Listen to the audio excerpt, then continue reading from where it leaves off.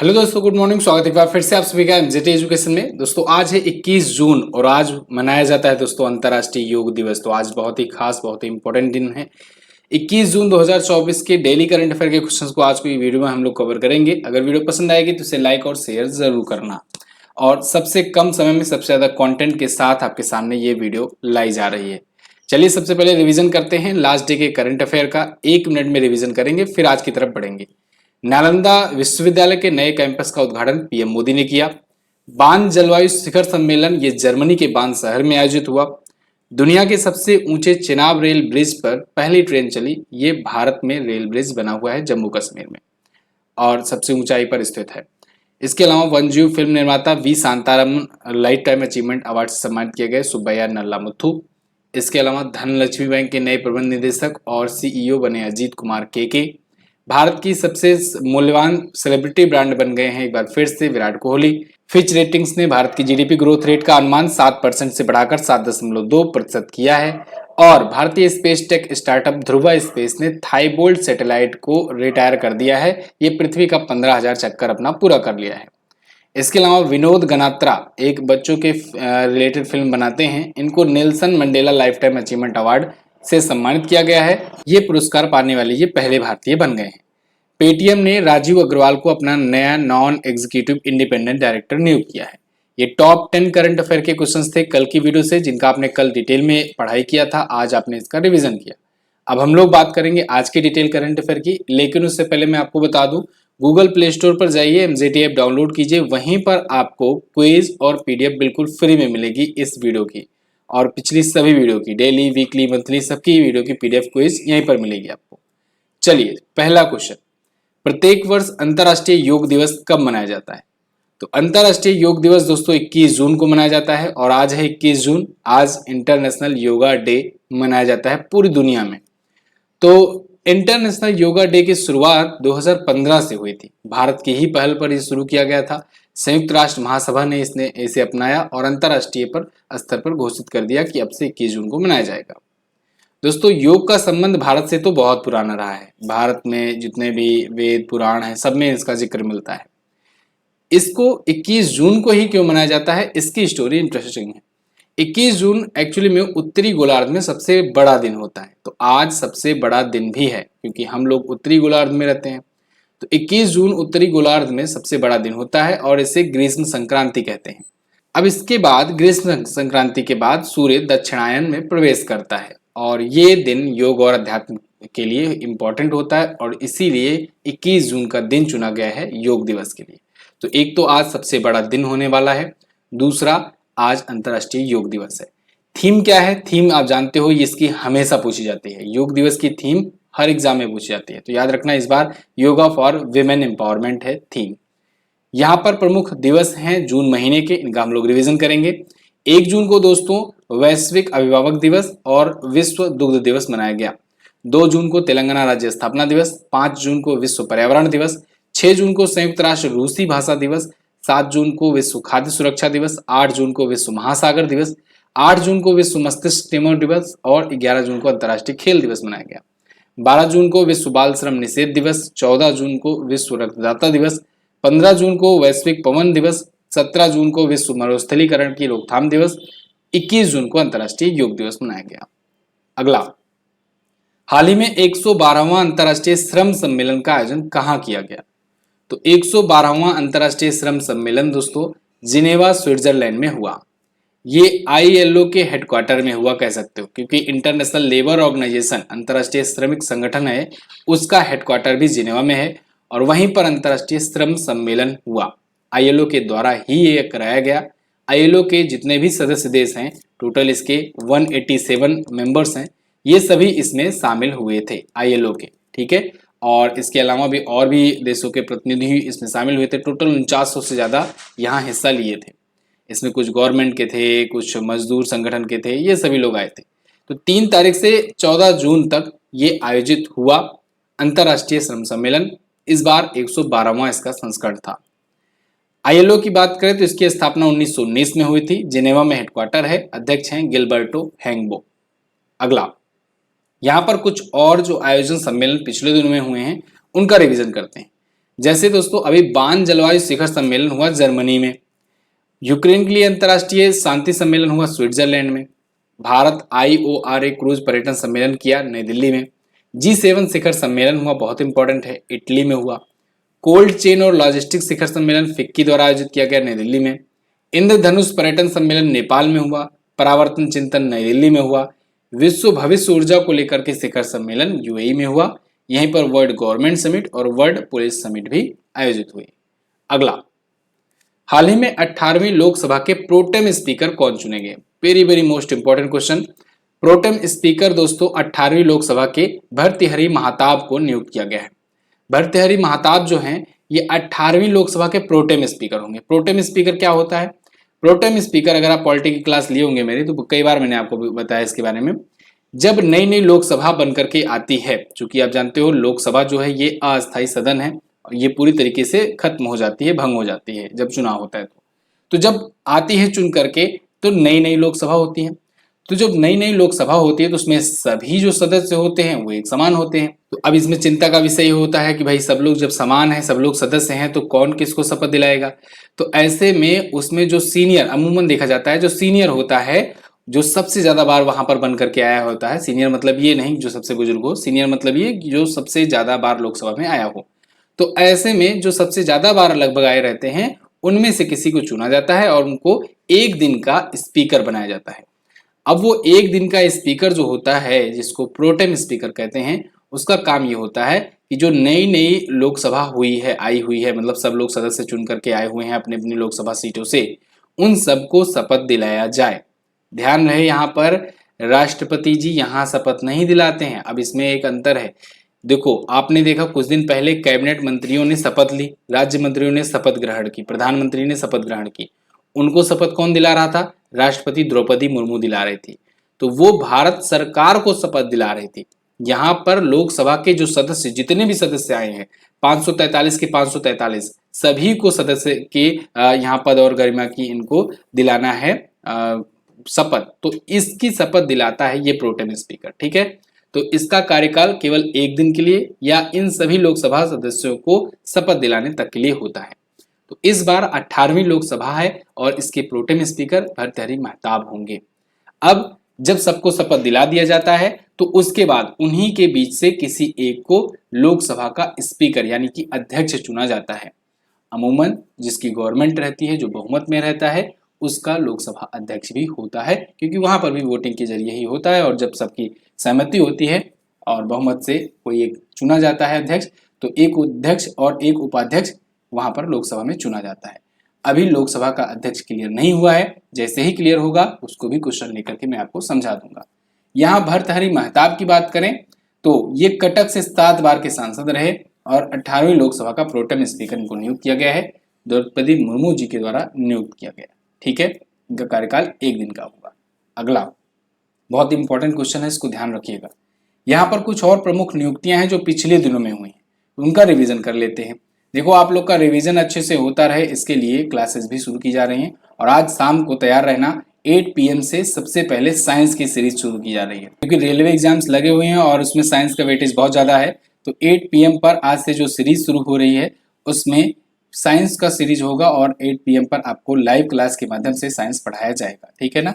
चलिए यहाँ पर देखिए, राजीव अग्रवाल अभी पेटीएम के गैर कार्यकारी स्वतंत्र निदेशक नियुक्त किए गए थे। अजीत कुमार के धनलक्ष्मी बैंक के MD CEO बने थे। अजीत डोभाल एक बार फिर से NSA बने हैं और ज्योति विज को फिक्की का नया महानिदेशक बनाया गया है। सबके सब इंपॉर्टेंट नियुक्ति है। समीर बंसल ये PNB मेटलाइफ के MD CEO हैं। इमैनुअल सोब्रैन विश्व पशु स्वास्थ्य संगठन के महानिदेशक हैं। ऋषभ गांधी को इंडिया फर्स्ट लाइफ इंश्योरेंस का MD CEO नियुक्त किया गया है। ये पिछली कुछ नियुक्तियां रही हैं। अगला, हाल ही में जारी सिप्री के रिपोर्ट के अनुसार किस देश में परमाणु भंडारों की संख्या सबसे अधिक है? तो सिप्री जो ऐसी रिपोर्ट जारी करती है, सिप्री एक संस्था है, Stockholm International Peace Research Institute, तो उसके द्वारा एक रिपोर्ट आई है कि परमाणु भंडारण किस देश के पास कितना है, खास करके परमाणु हथियारों का भंडारण। तो इस रिपोर्ट में बताया गया कि रूस के पास सबसे ज्यादा परमाणु हथियार भंडारण है, दूसरे पर अमेरिका है और तीसरे पर है चाइना। यहां पर देखिए टोटल आज के टाइम पर 9 देश ऐसे हैं जिनके पास परमाणु हथियार हैं। केवल 9 देश दुनिया में। और इनमें से जितने भी परमाणु हथियार है उनमें से 90% हिस्सा, या कहें कि मतलब समझ लो कि लगभग लगभग पूरा पूरा हिस्सा कवर करता है केवल 2 देश, एक रसिया और एक अमेरिका। केवल 10% में ही बाकी के 7 देश हैं। कौन कौन से वो 9 देश हैं परमाणु हथियार संपन्न? तो आप बताओगे रूस, जिसके पास 4380 परमाणु हथियार है सबसे ज्यादा, अमेरिका के पास 3708, चीन के पास 500, फ्रांस के पास 290, ब्रिटेन के पास 225, भारत के पास 172, पाकिस्तान के पास 170, इसराइल के पास 90, उत्तर कोरिया के पास 50। इंटरेस्टिंग बात इस बार ये भी हुई कि देखो भारत जो है ये पहली बार पाकिस्तान को परमाणु हथियारों के मामले में पीछे छोड़ दिया है। नहीं तो आप अक्सर देखते थे कि भारत पाकिस्तान के बाद आता था, पाकिस्तान से लगभग 10 या 5 या 7 कम रहता था परमाणु हथियार, लेकिन इस बार भारत ने पाकिस्तान को पीछे छोड़ दिया है और भारत के पास 172। अच्छा, दूसरा एक चीज देखो, यहाँ पर चीन बता रहा है इसके पास 500 परमाणु हथियार हैं। यहाँ पर एक बात जानना आपके लिए ये भी जरूरी है कि चीन अपना रियल डेटा कभी नहीं देता है, किसी भी मामले में रियल डेटा नहीं देता है, इसीलिए यहाँ पर देखो 500 दिख रहा है। तो यहाँ सिप्री ने एक अनुमान तरीके से लगाया होगा अपनी रिसर्च में कि हाँ लगभग इसके पास 500 है, लेकिन ज्यादा भी इसके पास हो सकते हैं। फिलहाल भारत से इसके पास 3 गुना है और भारत इस बार पाकिस्तान को लेकर पीछे छोड़ दिया है। अगला, हाल ही में किस भारतीय सेना बल ने अपना पहला अत्याधुनिक स्किन बैंक खोला? तो आपने ब्लड बैंक सुना होगा, आपने एक डीएनए बैंक अभी शुरू किया गया था बीएचयू के द्वारा, वो सुना होगा। अब ये देखिए स्किन बैंक, ये त्वचा का बैंक है और इसमें त्वचा यानी स्किन रखी जाएगी या स्किन से रिलेटेड, टिश्यू से रिलेटेड जो चीजें हैं, जो रिसर्च हैं वो किए जाएंगे, वो स्टोर किए जाएंगे। तो भारतीय सेना ने अपना पहला अत्याधुनिक स्किन बैंक खोला है। यहाँ पर देख सकते हो आप, army launches first of its kind skin bank to treat severe burn injuries. Actually में होता क्या है कि भारतीय सेना के जो जवान हैं जो बॉर्डर्स पर लड़ते हैं, तो कई कई बार विस्फोट हो जाता है और उससे स्किन जल जाती है। कई कई बार वो बहुत ज़्यादा ऊंचाई पर अपने आप को गर्म रखने के लिए केरोसिन ऑयल वगैरह का यूज करते हैं, केरोसिन वार्मर का यूज करते हैं, जिससे जो उनका बॉडी है वो गर्म रहे, लेकिन चोट लग जाती है, उससे फिर जलन हो जाती है और कई कई बार त्वचा जल जाती है, या बिजली की कोई घटना हो जाती है, कोई घरेलू या कोई विस्फोटक दुर्घटना हो जाती है। तो ऐसे में अगर स्किन जल जाती है तो उन स्किन को दोबारा से प्रतिस्थापन किया जा सके या फिर ऐसे टिश्यूज वगैरह पर रिसर्च करके उनको दोबारा से बिल्ड किया जा सके, इस सब के लिए ये किया गया है। अब इसमें भारतीय सेना के सिर्फ जवान के लिए नहीं, भारतीय सेना के जवान और उनके घर वालों के लिए भी यहाँ पर ये सुविधा दी गई है, यानी जो आर्मी मेडिकल जो आर्मी हॉस्पिटल्स होंगे उसमें ये सुविधा उपलब्ध होगी। तो आर्मी हॉस्पिटल तो आर्मी के जवानों के लिए भी होता है, उनके घर वालों के लिए भी होता है। ठीक है, अगला, हाल ही में जारी वैश्विक ऊर्जा संक्रमण सूचकांक में भारत किस स्थान पर है? तो ग्लोबल एनर्जी ट्रांजिशन इंडेक्स, ये बहुत पूछा जाता है। ग्लोबल एनर्जी ट्रांजिशन इंडेक्स 2024 का जो आया है, इसमें भारत की रैंक हो गई है 63वीं। भारत आया है 63वें स्थान पर। यहाँ पर देख सकते हो, India rank 63 on global energy transition index, Sweden on the top. WEF के द्वारा ये जारी किया जाता है, वर्ल्ड इकोनॉमिक फोरम के द्वारा। तो स्वीडन इसमें है पहले स्थान पर, दूसरे पर डेनमार्क है, तीसरे पर फिनलैंड है। टोटल 120 देश इस लिस्ट में शामिल थे और भारत इसमें 63वें स्थान पर है। वहीं चीन का स्थान इसमें 20वां है। वर्ल्ड इकोनॉमिक फोरम ये जारी करता है, इसको ध्यान रखना। यहाँ पर कुछ और पिछले दिनों में इंडेक्स और रैंकिंग आई है, इनका रिवीजन कर लो। इसमें भारत की रैंक कौन कौन सी है, वेरी वेरी मोस्ट इंपॉर्टेंट है, ठीक है ना, ये ध्यान रखना। तो अभी पर्यावरण प्रदर्शन सूचकांक को बताया था मैंने कि भारत की रैंक में सुधार हुआ है, 176वें स्थान पर है, पिछली बार लास्ट पे था। वैश्विक शांति सूचकांक में भारत 10 अंकों का सुधार करके 116वें स्थान पर है।